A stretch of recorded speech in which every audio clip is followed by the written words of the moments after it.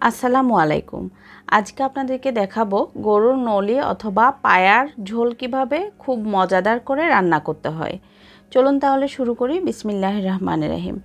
এখানে আমি গরুর পায়াগুলোকে খুব ভালোভাবে পরিষ্কার করে নিয়েছি। এখন আমি পায়াগুলোতে পর্যাপ্ত পরিমাণে পানি দিয়ে দিব, যাতে পায়াগুলো পানির নিচে ডুবে থাকে সেই পরিমাণে পানি দিতে হবে। এরপরে আমি এখানে প্রায় 1 টেবিল চামচের মতো লবণ দিয়েছি এবং 1 চা চামচেরও কিছুটা কম দিয়েছি আমি এখানে হলুদের গুঁড়ো। এবার বলক আসা পর্যন্ত অপেক্ষা করব। বলক আসার পরে দেখতে পাবেন উপরে ফেনার মতো দেখতে কতগুলো মোটা আবরণ দেখা যাবে, সেগুলো আমি তুলে ফেলে দিব। এগুলো ফেলে না দিলে পায়া রান্নার পরে ঝোলের উপরে দেখতে কিছুটা অসুন্দর এবং সর জাতীয় জিনিস দেখা যায়। সেজন্য আমি সবসময় ফেলে দিই। আপনারা চাইলে না ফেললেও হবে, কোনো অসুবিধা নেই।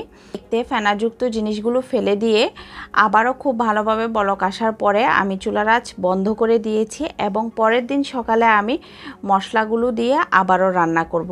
আপনাদের হাতে যদি সময় না থাকে সাথে সাথে আপনারা মশলাগুলো দিয়ে রান্না করে নিতে পারেন।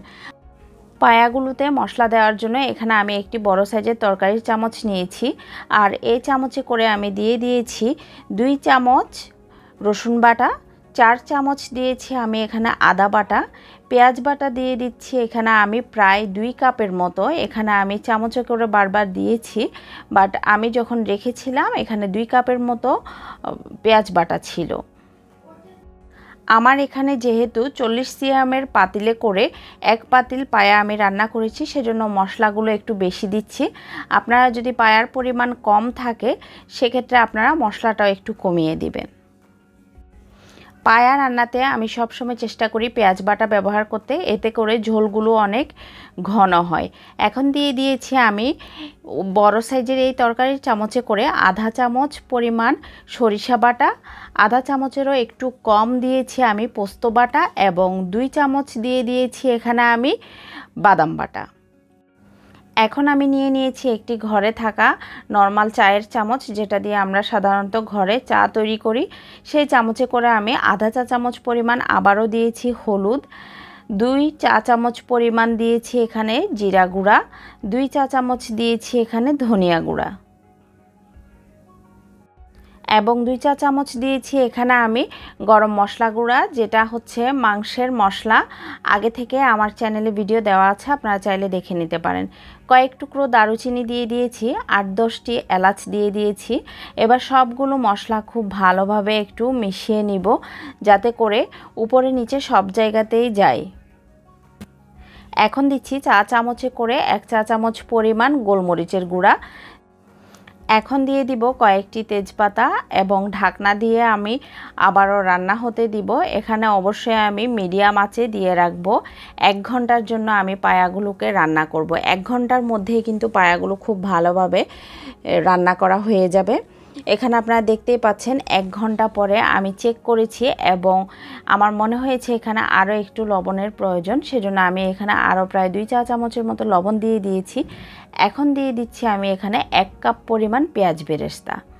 পেঁয়াজ বেরেস্তা দেওয়ার ফলে আপনার পায়াগুলোতে অনেক সুন্দর একটা ফ্লেভার আসবে। মিডিয়াম হিটে 1 ঘন্টা রান্না করার পর এখন আমি একটু চেক করে দেখব আমার রান্না করা পায়াগুলো ঠিকঠাকভাবে হয়ে গিয়েছে কিনা। অনেক বেশি গরম ছিল তাই আমি ধরতে পারছিলাম না। আমার চেক করা হয়ে গিয়েছে। পায়ার সাথে যে মাংস বিশেষ অথবা জুলফি টাইপের যে জিনিসগুলো থাকে সেগুলো আমি দেখেছি খুব সফট হয়ে গিয়েছে, এর মানে আমার রান্না করা পায়াগুলো ঠিকঠাকভাবে হয়ে গিয়েছে। এবার আমি এখানে দিয়ে দিব একটি মোটামুটি বড় সাইজের লেবুর রস। লেবুর রসটা দিলে টেস্টটা অনেক বেশি ভালো আসে, আপনারা ট্রাই করে দেখবেন। এখন দিয়ে দিচ্ছি আমি এখানে কয়েকটি কাঁচামরিচ ফালি। এখানে আমি এই পায়াগুলোকে 2 ভাগ করব। 1 ভাগ হচ্ছে যারা লাল মরিচ দিয়ে পায়া খেতে পছন্দ করে না তাদের জন্য। আমার ঘরে আমার মুরব্বি আছেন, তিনি লাল মরিচ দিয়ে খেতে পছন্দ করেন না, সেজন্য আমি অর্ধেকটা এখানে উঠিয়ে নিব লাল মরিচ ছাড়া এবং কম ঝালওয়ালা। আপনাদের ঘরেও যদি এমন রোগী অথবা বয়স্ক আপনার মুরব্বি থাকে সেক্ষেত্রে আপনি এভাবে তুলে রাখতে পারেন। তারপরে আমি আবারও পায়াগুলোতে কিছুটা লাল মরিচের গুঁড়া এবং জিরা গুঁড়া তেলে অ্যাড করব। আপনারা সেটা দেখতেই পারবেন। অ্যাড করার পরে আবারও আমি কিছুক্ষণ 10 থেকে 15 মিনিট একটু জাল করে নিব, তাহলে আমার ঝাল ঝাল পায়াটাও হয়ে যাবে। আপনারা নিশ্চয়ই দেখতেই পেয়েছেন এখানে পাশের চুলায় আমি একেবারে লো হিটে কিছুটা মরিচের গুঁড়া টেলে নিয়ে দিয়ে দিয়েছি এবং 10 থেকে 15 মিনিট আমি মরিচের গুঁড়া সহ আবারও রান্না করেছি।